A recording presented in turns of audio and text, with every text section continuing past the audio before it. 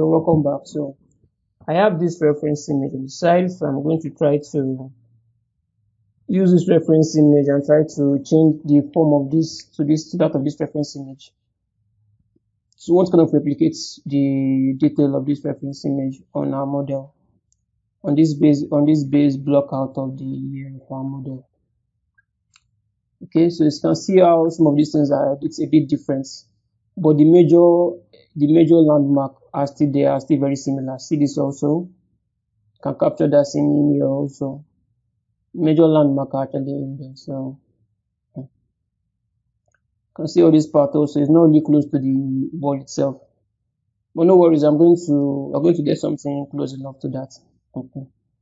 Let's see. So let's kind of block that. You can see the difference is in this part. You can see more difference in that part.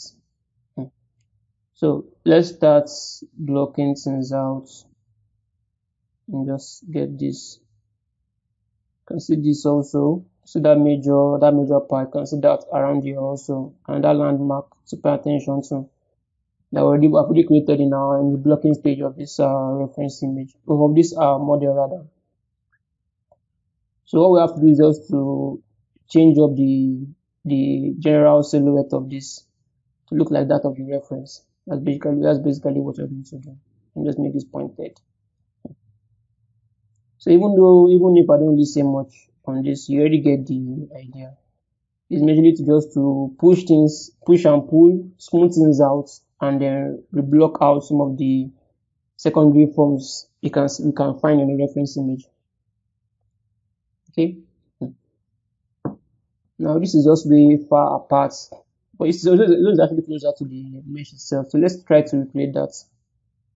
We just try to recreate that. It's no issue actually, since we're going to dynamize this. So all we have to do is just to invert that, blow this out, invert that selection, and push this way in. Something like this. Maybe from the back view, I can just rotate this even more. Let's see. This needs to be a bit closer to the surface, okay, a bit closer like so. And I'll just rotate this out like so and push it out even more. Somewhere around here should be fine. Then let's see, smooth this out. So dynamize this. This top part needs to be even closer to the surface itself. No, let me undo that. Since I have this on separate poly group, so it makes it even easier for me to just kind of push this to the surface even more. Somewhere like so should be fine. Even this down part, also push that even more closer to the surface. It should kind of intersect with the surface, something like this. Something like this looks fine.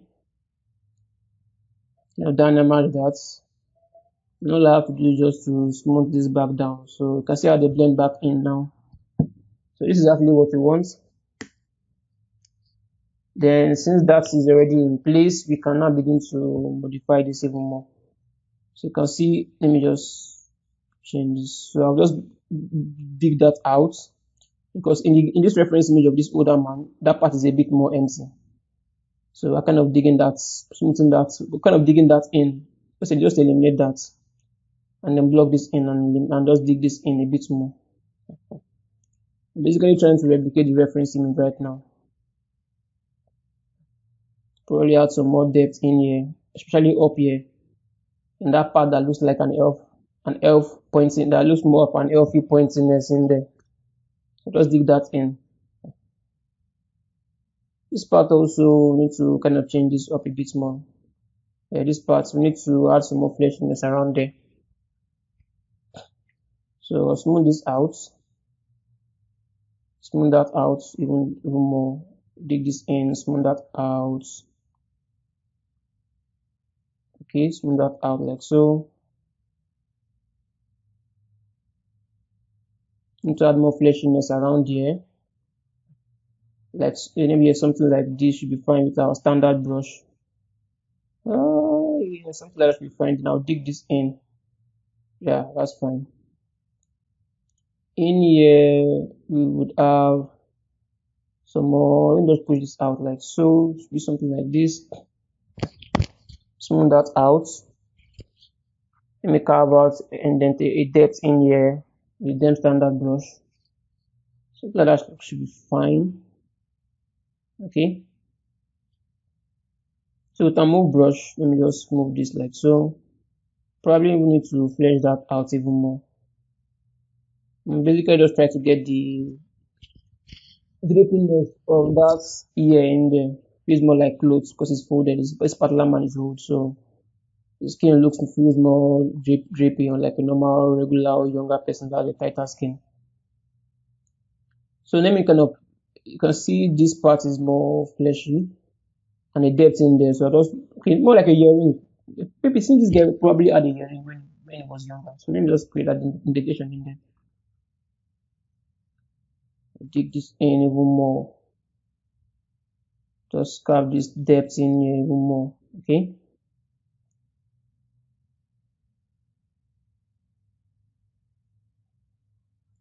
Let's see. Yeah, we have something in here. Let me show lazy mouse. Turn off lazy mouse for this. No, no, no. I think the brush size is way too strong. Too wide rather. The clay build up. Let's use standard brush. Nope. Need some more refine. Nope. Nope. Let me here more like this. Something like this should be fine. Then I'll just smooth that out. Let me put something here also because that guy has something in here. Fill this up. Fill it up even more. Like so. Probably that's way too high. But no worries, we'll kind of fix that later on. Let's just kind of block some of these differences in our model. So the move to let me kind of round this up. That place is more rounded. Yeah, something like this. I'll smooth that out. Okay, let's add some more fleshiness to this. Okay, let me use trim dynamic brush to kind of add some kind of flatten that surface out a bit more. Now smooth that out. Something like this. And before I do the zero remarks from this, I'm not trying to have those major similarities or semblance on our model using the reference as a guide. So this one feels way too deep though. Probably need to go fix that. That feels way too deep. Feels way too hollow. It's just way too hollow. So I'll smooth that back down. Okay.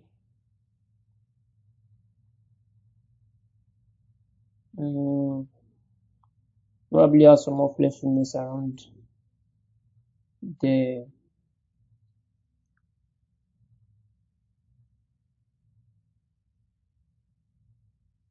And just carve this in. Yeah, something like this should be fine. This feels a bit awkward though, but no worries. I'm going to refine this later on. Just smooth this out.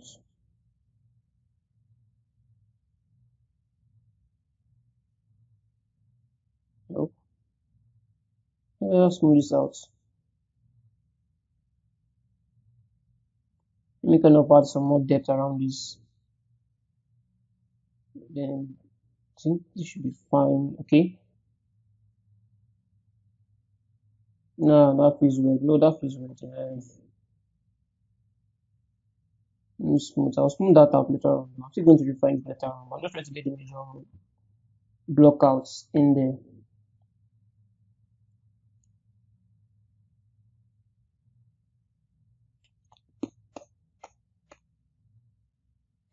Some more fleshiness in here. Carve this in.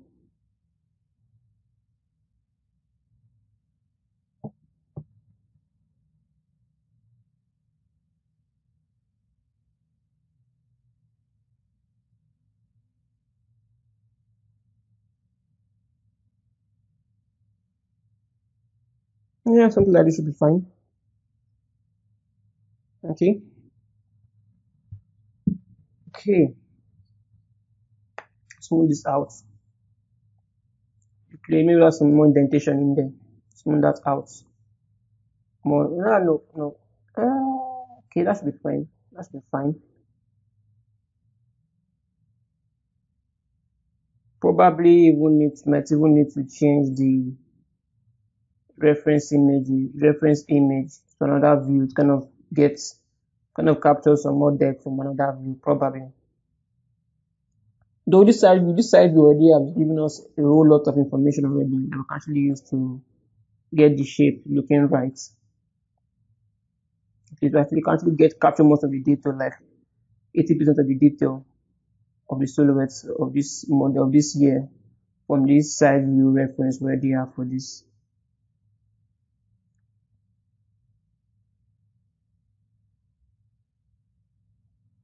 Okay, I'm just smoothing things out now. Let me dig this in a bit more like so. I'll dig like so, something like this will be fine. I'm basically using the shadow information from the reference image to know where should have more depth than the other side. Where we have like more darker shadows gives you an idea of more depth around that region. Where we have softer shadows gives you an idea of lesser depth around that region. Okay.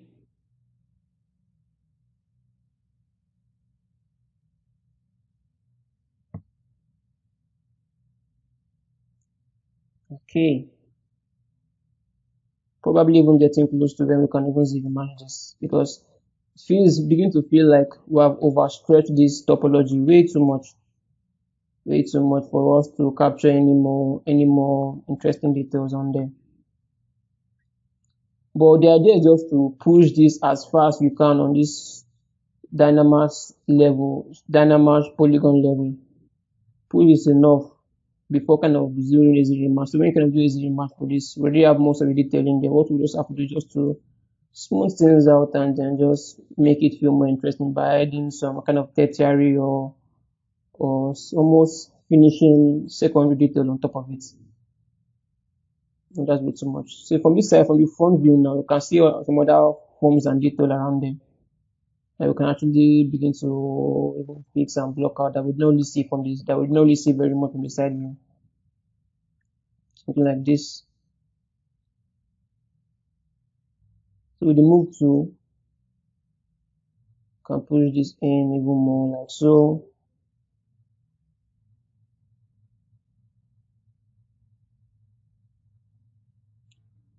Even though we don't capture 100% of the details in there, we just need to capture something close to at least there about 80 to 90%, and that will be just about right. Because nobody really pays too much attention to the edge actually of a 3D model. But the idea is that even though you don't pay too much attention to the air, but adding all these fine details on top of it, when you spend very little time adding details on it, it becomes very obvious that this year does not look realistic enough. So you want to kind of have the idea of making sure you have details of a realistic year, the proportions of realistic year and the secondary and tertiary details close enough to around 80%. So it doesn't feel so even though they don't pay too much attention to it, at least when they look at when the eyes falls on that region, they can tell okay, this feels like a realistic year. Even though it's not 100% there. As long as it's in between the range of 80 to 90% there. That's completely fine. Because most people spend most of their time kind of creating finer details for the face, the nose, the eyes, the lips, the forehead, wrinkle details, scar details, skin pores details, and then they kind of neglect the hair. And the hair feels more of a stylized there instead of looking like a realistic hair on their realistic model. So you always want to kind of spend more time also, kind of spend more time on the hair, especially when you're kind of concepting it. But if you're working with a base mask, the base mask already gives you a clear idea of especially if you're working with good base mask, a clear idea of a realistic year in there. So you won't really need to spend so much detail on refining that year. Just minor refinements, making it look like the reference image would just give you that a more appealing realistic year result. So here I'm just adding more or less like unnecessary details. More or less like unnecessary details in here. I've already captured the major form of the year. And we can't really go much further again except we kind of add more subdivision level to this, so add more polygons to this. which we will do in a bit. Okay, what else can we refine in here to make it feel a bit better? At least I've already captured something close enough to the reference image. At least for what is what, so I've captured something close enough. Maybe we smooth that out. Smooth that out even more. Probably eliminate that and smooth it in. Smooth that out even more. Okay.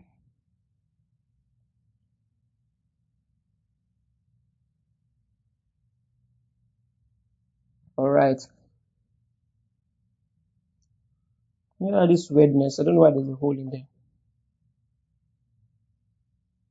Just smooth this out. Smooth that out even more. Smooth this out. Okay.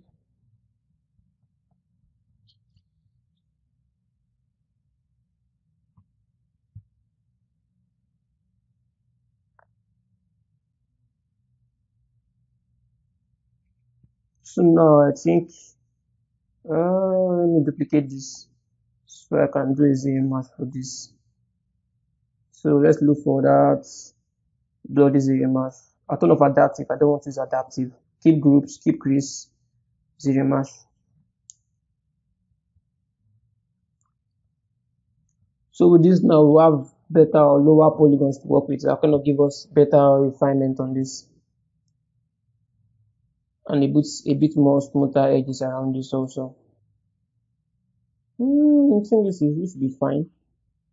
I'm not really going for perfection anyway. We just need let me go half of this. Let's go half of this.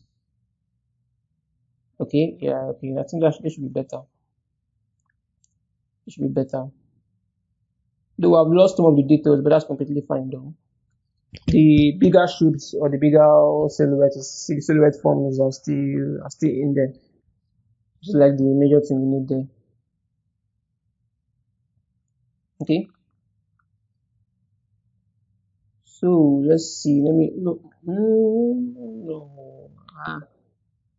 That feels weird. Let's see. We can change this up a bit more. Okay. So I just did a Control G on this.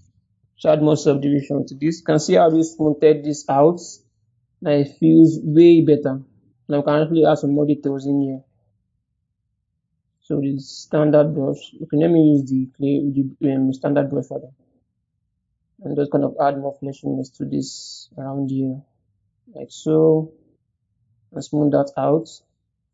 You can see how it feels more refined now. I can actually capture more detail in there. You can actually keep doing some more blocking out around this.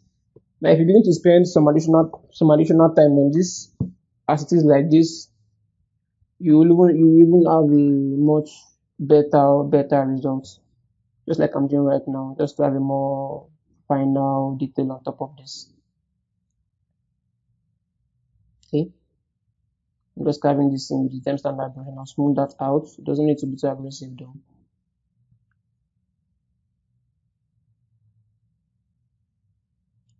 I'm just really here to kind of show you the ground rules and how to go about creating a realistic hair. We're not really too concerned of getting this perfectly the way it is in the reference image. You just need to get something that feels more like a realistic hair, and that's like general idea of this tutorial. But if you want to spend some more time on it, that's completely fine. And capture the details you want in there based on the reference image you're using, that's also completely fine. So now we have more smoother transition around this and more smoother and finer details around this. We kind of capture this side properly. Something like this should be fine. Smooth that out. Okay. Probably something around there. More of this. I'll smooth that out. Okay, more of this. I'll smooth that out also. Yeah, that looks fine. Maybe some more fleshiness around here also. Okay. I think that's fine. So that's fine. So I've shown you guys a general idea to go about this. So I'd like to see what you guys make of this and make on your own. So this is fine. So bye for now.